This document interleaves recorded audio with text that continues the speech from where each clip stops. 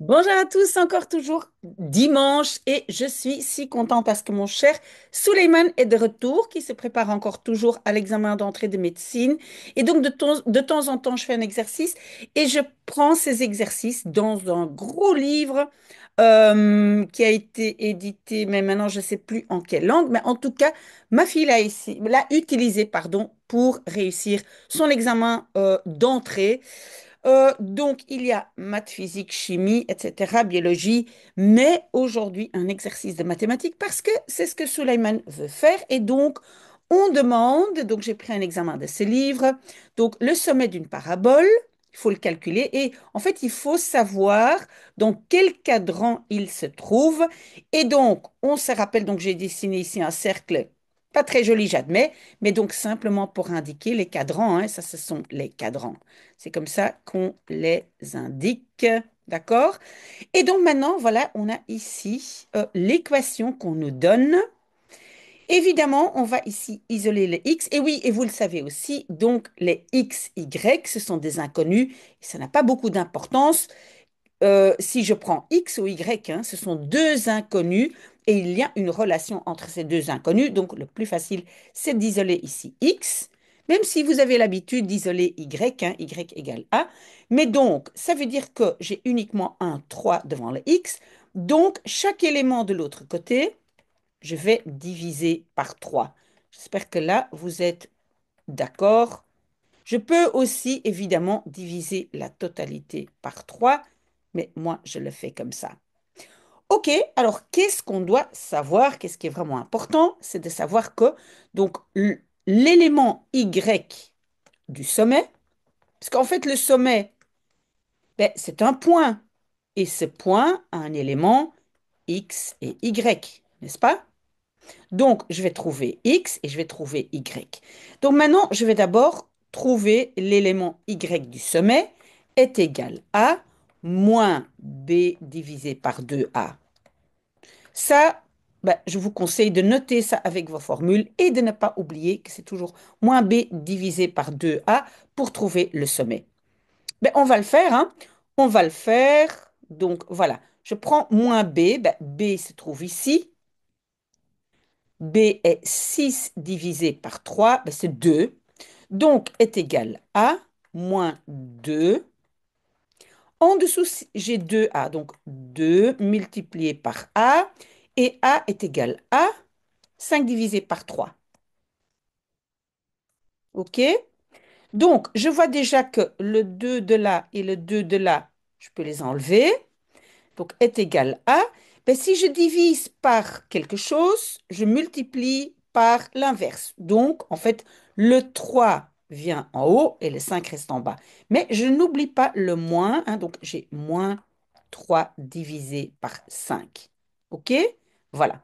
J'ai déjà trouvé ici l'élément Y, hein, je peux le noter, moins 3 divisé par 5.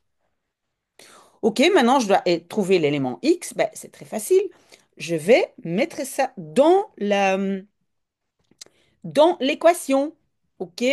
Bon, je scrolle un tout petit peu, mais voilà, c'est très facile. Donc, je réécris. Ben, attendez. Je réécris évidemment l'équation ici, hein? D'accord? Où j'ai isolé les X. D'accord? Je scrolle un peu et donc je vais écrire X est égal à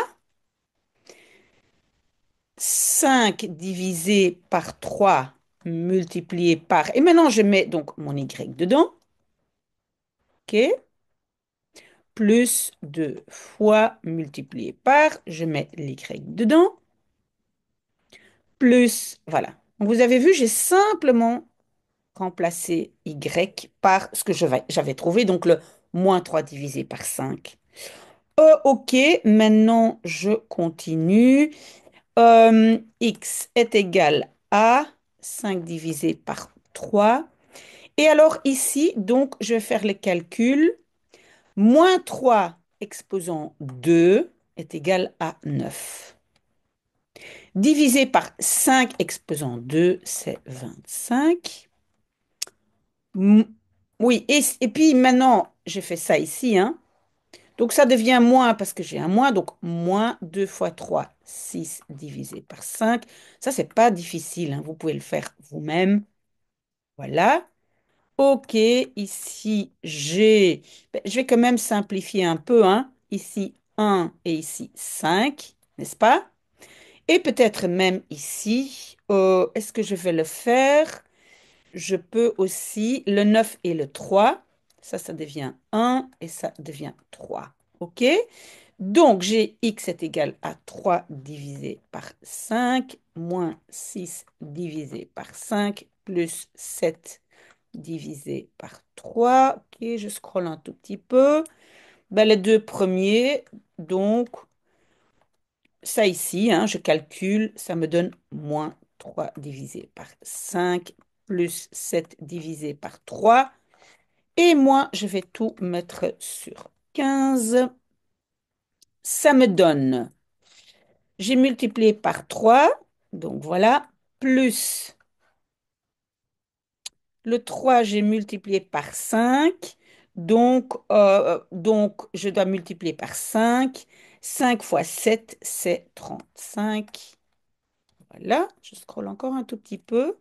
Donc ici, j'obtiens x est égal à 35 moins 9, ça fait 26 divisé par 15. Donc voilà, vous voyez, j'ai trouvé le x. Voilà, je retourne à mon petit point où ce qu'il est. Voilà, ici. Donc j'ai trouvé x est égal à 26 divisé par 15. Voilà. J'ai un x, j'ai un y. Ici, on va dire que ben, c'est plus ou moins, c'est simplement pour visualiser, hein. Ça, c'est plus ou moins 2, OK? Et ça ici, c'est plus ou moins un demi. Bon, c'est pas nécessaire de le faire, hein. C'est pas nécessaire de le faire. Mais ça veut dire que mon x, hein, on va dire que, euh, je sais pas pourquoi j'ai dessiné un cercle. Bref, c'est pas nécessaire, hein, je ne devais pas faire dessiner un cercle. Mais si maintenant sur les x, je prends 2, hein, j'ai dit plus ou moins 2. Et puis, je prends moins un demi sur l'axe Y. On va dire que ça se trouve ici, plus ou moins. Donc, mon point se trouve là.